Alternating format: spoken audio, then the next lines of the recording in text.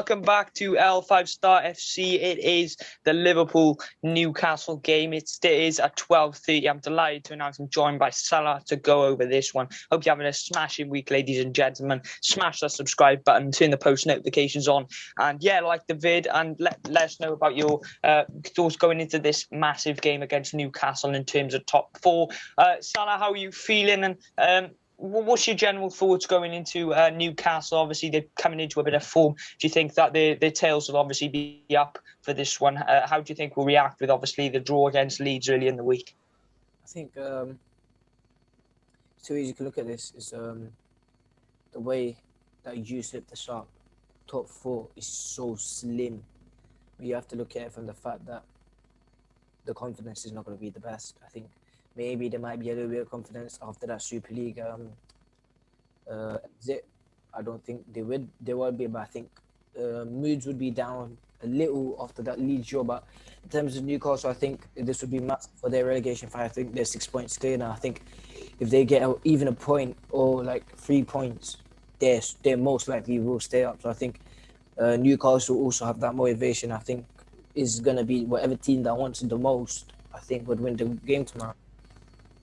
Yeah, exactly. I think the way that Newcastle play, they're not the most attractive. They don't play the most attractive style of football, and that's what we've got to counteract against, because they have taken points off Spurs. They did beat West Ham in the week, so they've actually been doing us quite a bit of favours in terms of the top four. But obviously, we have to put them back in our place. Obviously, we don't have a great 12:30 kickoff record, but we have had 5 days rest, so that shouldn't be in the radar excuses for these players. But obviously, Alan Saint-Maximin, for me, he's the big threat when Newcastle have the ball and they attack.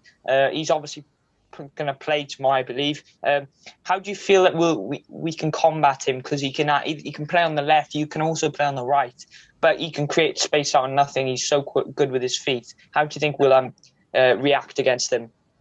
I think he's a very skillful player. I think Klopp did say in his press conference that Nat Phillips will be out. So if you look at it, I don't think Nat Phillips will entirely be missed. It's because how do you look at Nat Phillips? He does struggle against skillful players. We've seen it when he was up against Vinicius Junior. But I think it depends how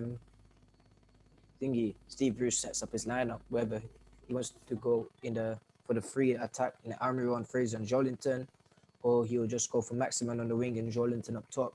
But I think either way, Saint-Maximin is a very big threat. And I think if he does go on that left side, I think Trent will have a hard game. But I think Trent, he's starting to prove that he's picking up form, and he's been our best player since, I think, February, January. So I think he will have I think that's going to be interesting battle to watch, Saint-Maximin versus Trent Alexander-Arnold.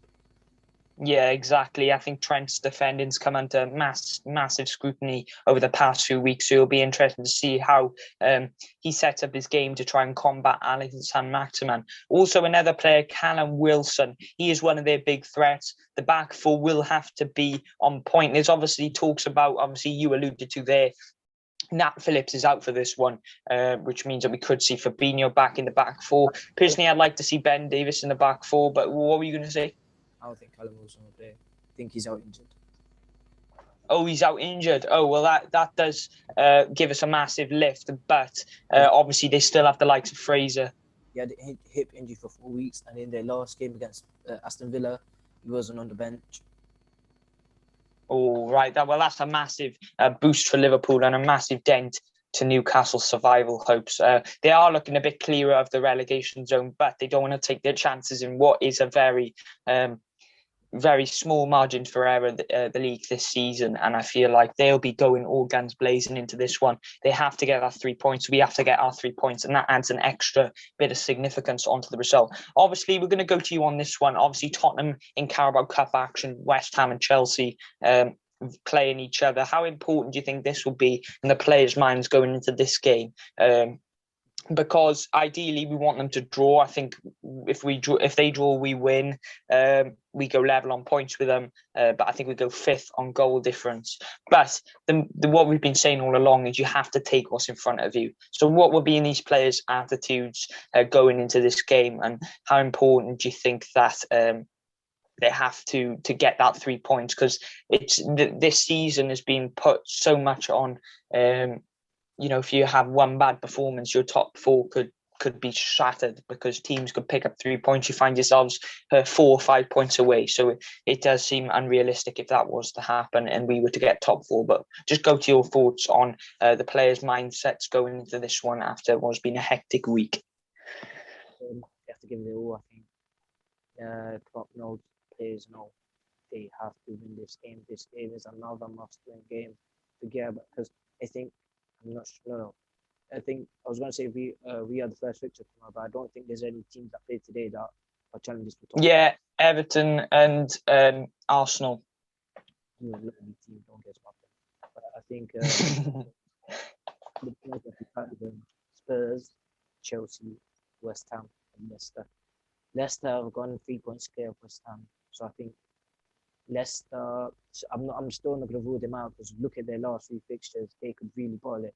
But I think the way the players have to look at this is like they did last season. Their mentality, game by game.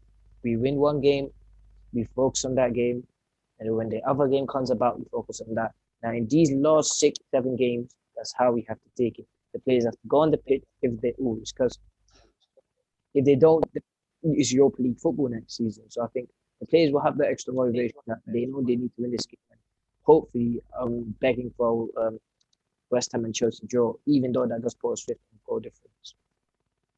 Yeah, very good point you did make there. Obviously about how important this game is, and the margin for error is so small.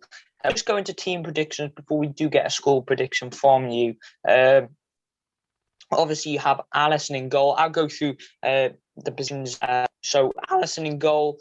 Defence, I'm going for, as much as I want to see Fabinho in the midfield, I'm Ben Davies is like Casper the Ghost. I feel like I think it will be Fabinho and Kabak, and keep Kabak to his preferred left-hand side, and Robertson and Trent on the full-back positions. What's your thoughts on the back five, including the goalkeeper? I think Ali, I don't know, just because Kabak's in there, but Phillips not being here is kind of it's a mid-blow basically. But you start Ben Davies, give him his first Premier League start, and take him out of the basement, or do you play Reece Williams? Reece Williams had a good game against Fulham the last time he played, but I don't think a centre-back of pairing of Reece Williams and Ozan Kabak would work well. So I think I'd go for Fabinho and Ozan at the back, and left back, gonna go Kostas Tsimikas. That's fair enough from you. In the midfield, obviously, I want Fabinho to start in that number 6, but I felt Thiago did very well in the 6 on Monday night.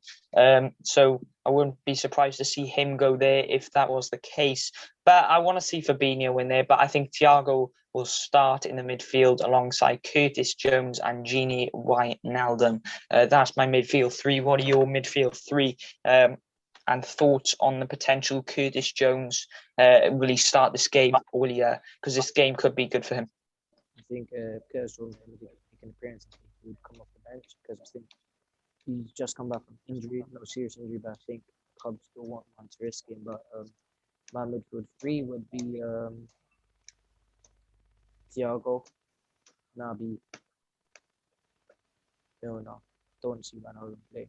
His head's not high. Yeah, fair enough there. Obviously, Wijnaldum, as you said, obviously he's coming into the last 5 games of his Liverpool career. But we'll go on to the strike force. I've gone for a bit of a weird one. This one, I've gone for Alex Oxlade-Chamberlain on the left. When else are you going to play Alex Oxlade-Chamberlain? I've been calling him for weeks, and I feel like these are the games which, if he doesn't. I forgot about Chamberlain. Yeah, I know that. I mean, like we forgot about him.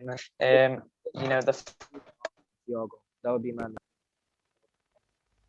Yes, fair enough. I've gone for a front 3 of mine. I've gone for Alex Oxlade-Chamberlain. I've gone for Salah up front. I've gone for Huey on the right. A few of these looking good in training, and I think he can get at the defence. And a bit in the situation, Alex Chamberlain needs to prove upon the manager ahead of next season, and it's going to be in his thoughts.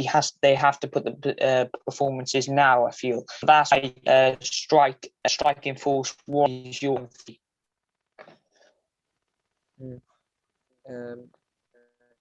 You're lagging a lot, I think, but my front three would be Salah on the right, um,